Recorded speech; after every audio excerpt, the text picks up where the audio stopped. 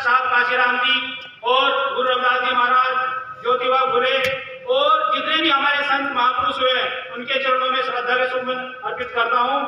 और मैं आप सभी को अपनी थोड़े से सूक्ष्म विचार रखूंगा, क्योंकि हमारे बहुत सारे वक्तागण भी होंगे। देखिए साथियों, संविधान दिवस हम मना रहे हैं, क्यों मना रहे हैं हमें जानकारी होनी चाहिए। और हम लोग कितने यहाँ हैं, अभी हमारे वकील साहब ने कहा कोई मायने लगता, ठीक है मायने नहीं लगता, लेकिन अगर हम अपने लोगों को जागरूक नहीं कर पाए तो हमें बहुत शर्म की बात है। क्योंकि यहाँ हम आए हैं, इसके लिए हमारी बहुत सारी पीढ़ियों ने कुर्बानी दी है, बलिदान दिया है। और अगर आज मुझे यहाँ बोलने का मौका मिल रहा है तो सिर्फ और सिर्फ इस संविधान की वजह से मिल रहा है, क्योंकि अगर देश का संविधान लागू ना होता तो हमें यहाँ खड़े होने का भी मौका ना मिलता। क्योंकि हमारे लोग, हमारे पूर्वजों पर जो हुआ उन्हें इंसान भी नहीं समझा जाता था और इंसान का दर्जा भी नहीं दिया जाता था, क्योंकि संविधान ही एक ऐसी ताकत है जिसकी बदौलत एक दो पंक्तियां हैं, तुम्हारी बेमिसाल उलझनों का समाधान हूं मैं, तुम्हारी बेमिसाल उलझनों का समाधान हूं मैं, इस भारत देश का संविधान हूं मैं, इस भारत देश का संविधान हूं मैं। हमारी हजारों समस्याओं का समाधान हमारे संविधान के अंदर है, क्योंकि संविधान एक ऐसी चीज नहीं है कि एक छोटी सी पुस्तक हो। संविधान में बहुत सारे हमारे ऊपर अत्याचार होते हैं उनसे लड़ने की ताकत है। जब बाबा साहब डॉक्टर भीमराव अम्बेडकर छोटे से थे तो वो स्कूल पढ़ने के लिए गए। मैं थोड़ा सा समय लूंगा आप लोगों का, अगर इजाजत हो तो। फुल समय है, फुल। बाबा साहब डॉक्टर भीमराव अम्बेडकर छोटे से थे तो पढ़ने के लिए स्कूल गए, तो वहां पर उन्हें स्कूल से बाहर कर दिया गया।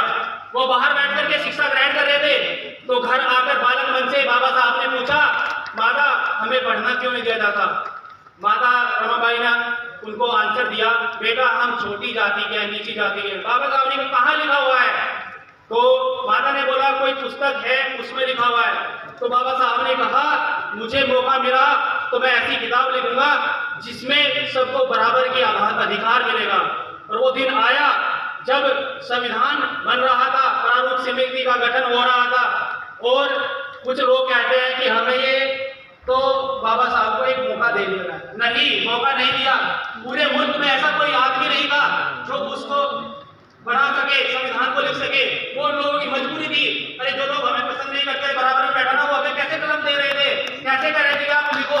उनकी मजबूरी थी, उनके पास ऐसा कोई शख्स नहीं था। जो शख्स था सिर्फ बाबा साहब ऐसे मुल्क के अंदर थे जो उसे लिख सकते थे, इसलिए बाबा साहब को मौका मिला। उस पर कोई एहसान नहीं किया, बाबा साहब ने एहसान किया उन लोगों के ऊपर, तो उनके अंदर कोई काबिलियत नहीं थी। वो कहते हैं हमारे अंदर काबिलियत नहीं, एक हमारे पैदा हुए उन्होंने काबिलियत दिखाई और उन्होंने संविधान लिखा। अगर वो चाहते, जैसे जिसको मौका मिलता है वो अपने बारे में लिखता है, जिसे जिस धर्म के बारे में लिखने का मौका मिलेगा वो लिखेगा। किसी ने गीता लिखी, किसी ने कुरान लिखा, सबने अपने मजहब के बारे में लिखी। लेकिन बाबा साहब को मौका मिला, उन्होंने सबके बारे में लिखा, किसी एक जाति धर्म के बारे में नहीं लिखा, सबके बारे में समान अधिकार, समान जो भी न्याय होने हैं सबके बारे में लिखा। अगर वो चाहते तो सिर्फ अपने लोगों के लिए लिख लेते, लेकिन नहीं, उन्होंने सबके लिए लिखा। और सबसे ज्यादा महिलाओं के लिए, क्योंकि महिलाएं नहीं जानती वो किसी भी वर्ग की हो, किसी को पढ़ने का, किसी को कुछ भी करने का, बाहर घूमने फिरने का कोई आजादी नहीं थी। वो आजादी कैसे मिली? सिर्फ और संविधान की वजह से। जो आज हमारे मुख्यमंत्री, प्रधानमंत्री, राष्ट्रपति बनते हैं वो उसी की बदौलत। क्योंकि हमारे प्रधानमंत्री जी कई बार कह देते हैं मैं ओबीसी वर्ग का हूँ। अरे ओबीसी भी कैसे बन जाता उस समय प्रधानमंत्री? वो भी सिर्फ और सिर्फ बाबा साहब की बदौलत ही है, क्योंकि वो संविधान बना है। उसकी खूबसूरती देखिए कितनी अच्छी है। जो लोग उसे, हमारे संविधान को दिल से नहीं मानते ना, वो उनके भी काम आ जाता है, उनकी भी मदद करता है। यह है हमारा संविधान। तो मैं आप सभी से यही गुजारिश करूंगा कि संविधान की पूजा नहीं करनी है, उसको पढ़ना है।